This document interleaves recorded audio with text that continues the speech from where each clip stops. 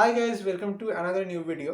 तो इस वीडियो में मैं आपको बताऊंगा वो 3 मिड कैप फंड्स जिसमें आपको इन्वेस्ट करने के बारे में सोचना चाहिए। और मैं ये भी बताऊंगा कि उसने क्या क्या रिटर्न्स दिए हैं पास्ट में और आपको इसमें क्यों इन्वेस्ट करना चाहिए। तो अगर हम मिड कैप सेक्टर का बात करें तो मिड कैप सेक्टर एक ऐसा टाइप का सेक्टर है जिस सेक्टर में उतना ज़्यादा रिस्क भी नहीं है, मतलब स्मॉल कैप जितना रिस्क नहीं है, लेकिन इसका जो ग्रोथ पोटेंशियल है वो लार्ज कैप से काफ़ी ज़्यादा होता है।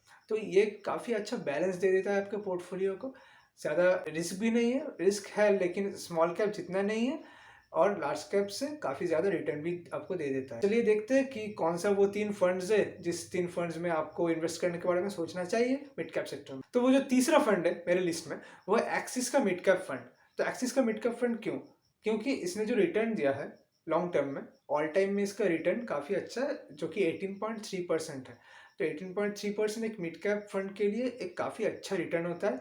और एज अ फंड ये काफ़ी पुराना फंड भी है, इसको मतलब ट्रस्ट भी कर सकते हो क्योंकि ये काफ़ी काफ़ी दिनों से चल रहा है और इसका जो AUM है वो भी काफ़ी हाई है। 19,000 करोड़ का AUM है इसका। तो ये काफ़ी अच्छा पॉइंट है एक्सिस मिड कैप फंड के बारे में। इसका अगर रैंकिंग देखें तो रैंकिंग 5 ईयर्स में सेकेंड में है, लेकिन 3 ईयर्स और 1 ईयर में इसका रैंकिंग उतना अच्छा नहीं है। 3 ईयर्स और 1 ईयर में इसका रैंकिंग 18 और 26 में आ गया है। और इसका एक कारण है, वो है एक्सिस का जो फंड्स है वो सारे ही फंड्स थोड़ा बुरा परफॉर्म कर रहे हैं फिलहाल कुछ टाइम से। लेकिन मुझे मालूम है कि ये सब टेम्परेरी चीज़ें हैं और ये सब रिकवर कर जाएगा जब परफेक्ट टाइम आएगा। तो आप इस फंड में बिल्कुल इन्वेस्ट कर सकते हो अभी, और ये जब अच्छा परफॉर्म करेगा ये आपको काफ़ी अच्छा रिटर्न दे देगा लॉन्ग टर्म में। और हाँ, अगर आप इन्वेस्ट कर रहे हो तो फिर ज़रूर लॉन्ग टर्म के लिए ही करोगे, मुझे मालूम है। तो ये आपको शॉर्ट टर्म का रिटर्न देखने का कोई फ़ायदा है नहीं। अगर इसका एक्सपेंस रेशियो देखें तो इसका एक्सपेंस रेशियो भी काफ़ी रिजनेबल है, जो कि 0.54% है। तो अगर मैं आपको सेकंड नंबर का फंड के बारे में बताऊं तो वो है क्वांट का मिड कैप फंड। तो क्वांट के जो सारे ही फंड्स होते हैं वो थोड़े से रिस्की होते हैं। फंड मैनेजमेंट का जो टाइप है वो थोड़ा ट्रेडिंग टाइप का है, तो इसमें रिस्क थोड़ा इन्वॉल्व ज़्यादा होता है। लेकिन ये भी हमने देखा है कि क्वांट के सारे स्कीम्स ने काफ़ी ज़्यादा अच्छे रिटर्न्स दिए हैं पास्ट में। और इसका एक जो बात है वो है इसका जो टॉप 10 होल्डिंग्स। इसका टॉप 10 होल्डिंग्स में Punjab National Bank, Escorts Kubota Limited और यूनियन बैंक लिमिटेड, इसमें 7.8, 7% और 6.67% का इन्वेस्टमेंट्स है। तो काफ़ी ज़्यादा अमाउंट के इन्वेस्टमेंट्स इन तीनों जगह पे ही कर रखा है उन्होंने। तो ये एक high risk high return type का पोर्टफोलियो बनेगा आपका। अगर अगर अगर ये जो टॉप कंपनीज है ये अच्छा परफॉर्म कर जाएगा तो आपका पोर्टफोलियो ज़्यादा ग्रो करेगा, और अगर नहीं कर पाएगा तो फिर आपका पोर्टफोलियो ज़्यादा ग्रो नहीं करेगा। इसका जो रिटर्न्स देखें तो ऑल टाइम में इसका रिटर्न काफ़ी अच्छा है, वो है 17.2%, जो कि एक मिड कैप के लिए ठीक रिटर्न है, आप यही एक्सपेक्ट कर सकते हो।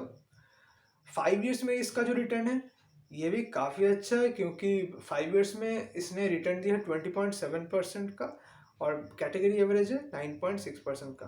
3 ईयर्स में जो रिटर्न है वो और भी अच्छा है, 38% का रिटर्न दिया है इस फंड ने, और कैटेगरी एवरेज है 21.3% का। और ये जो 1 ईयर में रिटर्न दिया है वो भी 15.5% है, और कैटेगरी ने -2% का रिटर्न दिया है। तो ये काफ़ी अच्छी बात हो जाता है रिटर्न के पर्सपेक्टिव में, इसका अल्फा काफ़ी ज़्यादा है।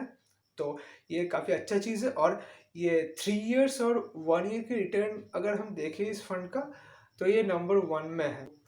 ये काफ़ी अच्छा चीज़ है quant mid cap fund direct growth के बारे में।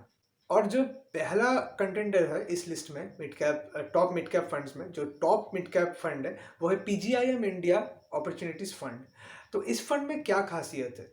तो अगर हम देखने जाए तो ये fund seems to be like very perfect fund from all the aspects. इसका अगर रेटिंग का बात करें तो रेटिंग 5 है, 5 स्टार रेटेड है। इसका जो AUM है वो भी एक काफ़ी अच्छे जगह में है, वो है 7,557 करोड़। तो ये एक अच्छा AUM इसलिए है क्योंकि ये बहुत ज़्यादा भी नहीं है, और अगर AUM काफ़ी ज़्यादा हो जाता है तो कभी कभार आपको लिक्विडिटी का प्रॉब्लम फेस करना पड़ सकता है। लेकिन इस फंड के साथ वैसा नहीं है, और काफ़ी कम भी नहीं है। कम में भी आपको थोड़े थोड़े प्रॉब्लम्स कुछ फेस करने पड़ सकते हैं, मतलब काफ़ी वोलाटाइल हो जाता है आपका पोर्टफोलियो। तो इसका काफ़ी अच्छा AUM है। इसका अगर होल्डिंग्स देखें तो 48 कंपनीज है इसके होल्डिंग्स में और काफ़ी डिस्ट्रीब्यूटेड इसका होल्डिंग्स है। तो आ जाते हैं मेन बात में, वो है रिटर्न। तो इसका जो रिटर्न है, ऑल टाइम का रिटर्न इन तीनों फंड से सबसे ज़्यादा है, वो है 18.9% का रिटर्न दिया है इसने। तो ये काफ़ी अच्छी चीज़ है। 5 ईयर्स में अगर हम इसका रिटर्न देखें तो 17.2 है। कैटेगरी एवरेज ने 9.6% रिटर्न दिया है और 5 ईयर्स में इसका रैंक इन कैटेगरी भी 1 है। 3 ईयर्स जो है, 3 ईयर्स में भी इसने रिटर्न काफ़ी अच्छा दिया है, कैटेगरी को बीट किया है। 35 है इसका 3 ईयर्स का रिटर्न और कैटेगरी एवरेज ने 21.3% रिटर्न दिया है और रैंक इन कैटेगरी इसका 2 है 3 ईयर्स में। अगर 1 ईयर में देखें तो 1 ईयर में हाँ, ये ज़रूर इसका परफॉर्मेंस थोड़ा ख़राब हो गया है, थोड़ा गिर गया है। इसका -3.9% रिटर्न दिया है इसने और कैटेगरी एवरेज का -2 था और रैंकिंग भी 25 में चला गया है। लेकिन ये टेम्पररी सिचुएशन है। मैंने कहा है कि अगर फंड का बेस अच्छा है, अगर फंड का इन्वेस्टमेंट स्ट्रैटेजी अच्छा है और फंड मैनेजर्स अच्छे हैं, तो फिर आपको लॉन्ग टर्म में बिल्कुल वेल्थ जनरेट करके दे सकता है ये फंड। इसका अगर एक्सपेंस रेशियो देखें तो इन तीनों में से सबसे कम एक्सपेंस रेशियो है इसका। इसका एक्सपेंस रेशियो 0.39% है, जो कि एक काफ़ी अच्छी चीज़ है।